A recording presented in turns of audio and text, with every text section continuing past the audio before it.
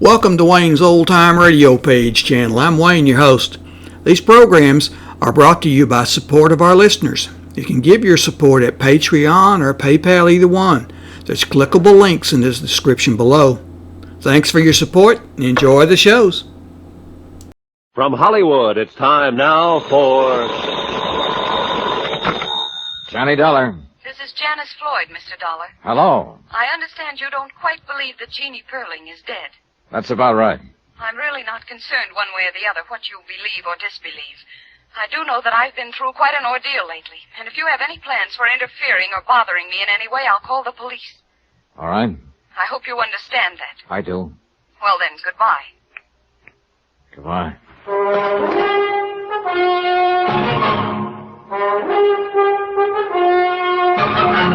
Tonight and every weekday night, Bob Bailey in the transcribed adventures of the man with the action-packed expense account, America's fabulous freelance insurance investigator. Yours truly, Johnny Dollar.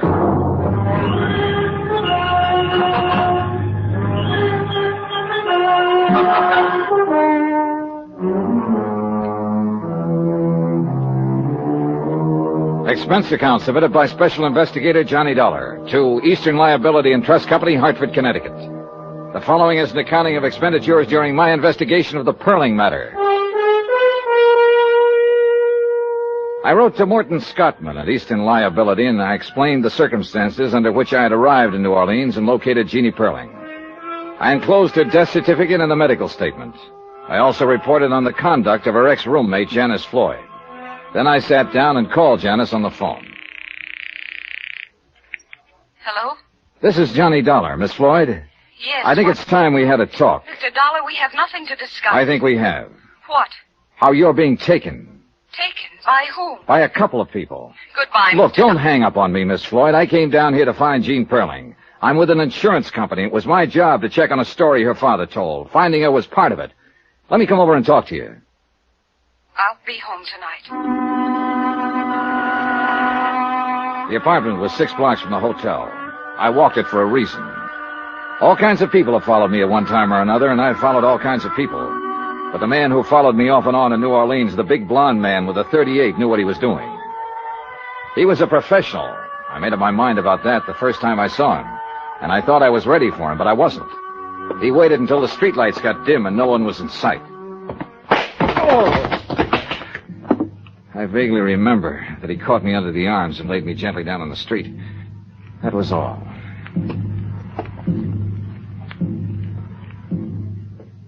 Easy, buddy, easy. You've been making too much whoopee. Oh. You folks visiting down here ought to be more careful. Oh. Get your suit all dirty. I wouldn't have found you, but my cab conked out right here. My head. The side of my head. You must have fallen hard. You had enough for tonight, or you want to keep going? Oh, I've had plenty. Yes, sir. I'll call a doctor. No. Help me. I'll be all right. You're upset. Easy now. Easy. Thanks. What time is it? Almost midnight. 2 hours. Where you want to go? Ursuline Street. Get in. Get in. Expense account item 16, $10 to one Good Samaritan cab driver who picked me up and dropped me at Janice Floyd's apartment. I was still weaving on my feet when I tapped on the door. Mr. Dollar, you've been hurt. Come in. I'm all right. Packing? Yes, I've decided to leave town. Tonight, as a matter of fact. Yeah, I thought it'd be something like that. Did a big fella, a blonde man, have anything to do with your decision to leave? That's none of your business. Let me tell you my business, Miss Floyd. I came down here to see Jean Perling. You saw her. She's dead. Yes, I saw her, dead. Yesterday, I mailed a copy of her death certificate to New York. Well, then what else? What other business? The man who came here yesterday and reported to you, the man who told you I'd left town and you could breathe easier again, the same man who called you later and told you I was still around, still asking questions. He's my business. He followed me on my way here tonight. He slugged me. I don't believe you're telling me the truth. What's his name? Any idea why he carries a gun? Carries a gun? You're making all this up. Why would I? I've got what I came for, or practically what I came for, legal proof of the whereabouts of one Jean Perling. If Al hit you, he was trying to protect me. Now listen to me. I think I have pretty much of it in hand. Now you tell me if I'm wrong. First off, you're not any Janice Floyd. I'd guess that Janice Floyd was the girl who died of leukemia. I've got her picture in my wallet. It was given to me by David Perling, who said it was his daughter. This is all crazy. Before you go into that, listen. I can have that body exhumed. I don't want to do it, but I will if I have to. Now, do you want me to do that? All right. I'm Jean Perling. And that was the Floyd girl who died? Yes. She was sick, and, well, I knew my father had detectives looking for me. I just never wanted to see him again or go home again. It seemed if poor Janice were dying and she had no one, if she somehow had my name, and, well, I'd never be bothered with my family again. That was a pretty idea. Was it yours? Al and I thought of it. Al? Al Britt. The blonde guy. Okay, how'd he work it? He saw to it that Janice had my name.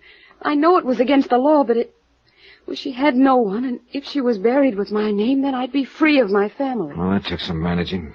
They hate me. They always have. I want my own life. I don't blame you. You're entitled to it. Are you sure that's what you're getting? I'm going to marry Al, no matter what. If you go back and tell them, well, that'll be that. If you let me stay dead, I can't let that happen. Why not? Why not, Mr. Dollar? What harm would it do? Let your father make a fool out of you? I don't understand. You're worth $100,000. What? Cold, hard cash. An irrevocable trust was set up on you when you were born. Comes to you when you're 25. That'll be next month. I don't care about the money. Now, wait a minute. In the event you should die before your 25th birthday, the money would revert to your nearest of kin. My father? Your father. But I'm dead on paper. Uh-huh. Then Al. Somebody paid him. Probably your father. To make love to you. Oh, no. No. Get out of here, Dollar! Al, wait! I told you this man meant nothing but trouble. He knows all about Oh, it. he can't prove a thing. Get out of here, you! Take it easy, Brett. Al! Yes, honey. I know about you. Honey, I don't know what to say. Go. Just go, please. He went. He looked at both of us as he went out the door. It was sort of a whip look. The way a puppy stares at you when you've caught him chewing on a slipper. I sat a while with Jean Perling. She didn't say much. There wasn't much she could say. I told her I didn't think there was any reason for her to go back to New York unless she wanted to. She said she didn't want to go, didn't know what to do at the moment, and, well, we left it at that. I went back to my hotel and tried to get some sleep. About 6 o'clock in the morning, I got up, bathed, shaved, and packed. By 7:30, I had breakfast and was just about to check out. Hello? Hello, Britt. Leaving? That's right. I'd like to talk first. Sure. Okay. You messed it up fine for her and me. I tried to call her this morning, and she hung up on me. I went over there, she wouldn't let me in. I don't blame her, do you? I guess I don't. I decided to leave town. Yeah, maybe that's better.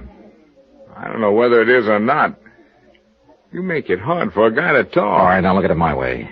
This whole thing's been rotten. I met her father, and I know what kind he is. I know what he's done to her, what he'll do to her if she goes back.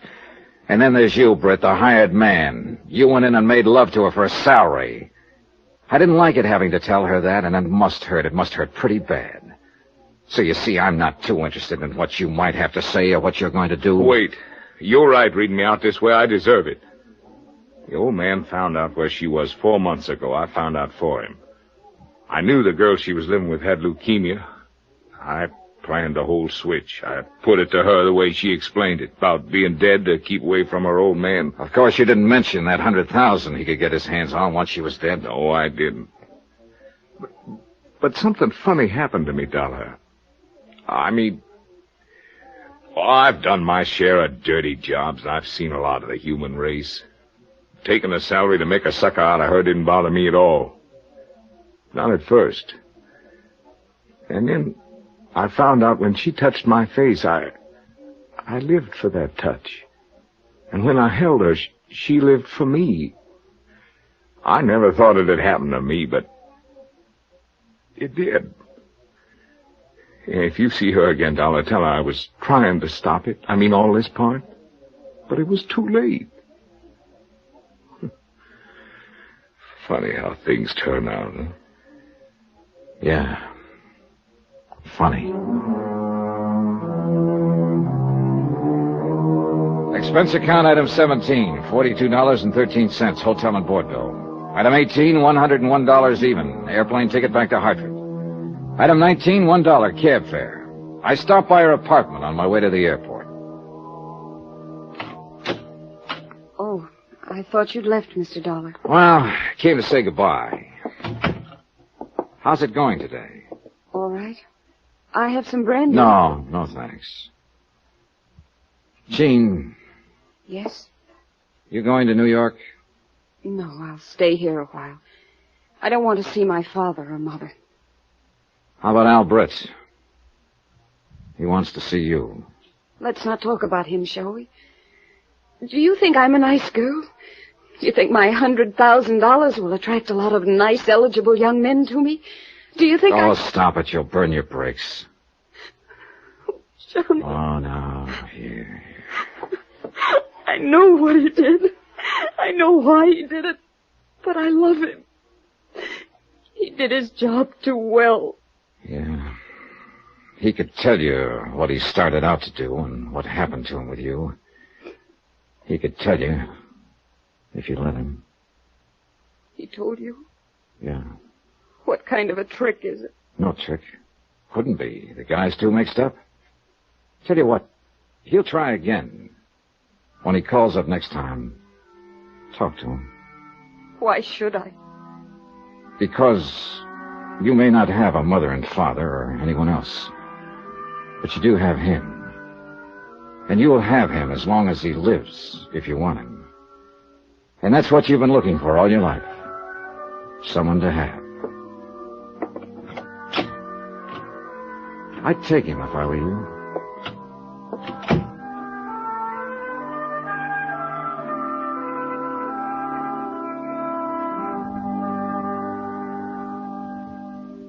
Item 20, $10, miscellaneous. Total expense account, $714.35. Remarks, none. Report, she took him.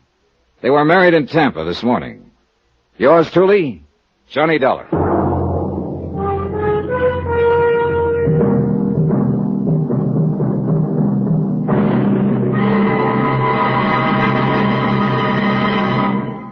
Now, here's our star to tell you about next week's intriguing story. Next week, a lonely girl, a fine young man, a gentle father, and one of them is a killer. Join us, won't you? Yours truly, Johnny Dollar. Yours truly, Johnny Dollar, starring Bob Bailey, is transcribed in Hollywood. Written by John Dawson, it is produced and directed by Jack Johnstone. Heard in this week's cast were Mary Jane Croft, Forrest Lewis, Jeanette Nolan, Russell Thorson, Michael Ann Barrett, Jack Petruzzi, Barbara Fuller, Herbert Ellis, and Marvin Miller. Musical supervision by Amerigo Marino and Carl Fortina. Be sure to join us on Monday night, same time and station, for another exciting story of yours truly, Johnny Dollar. Roy Rowan speaking.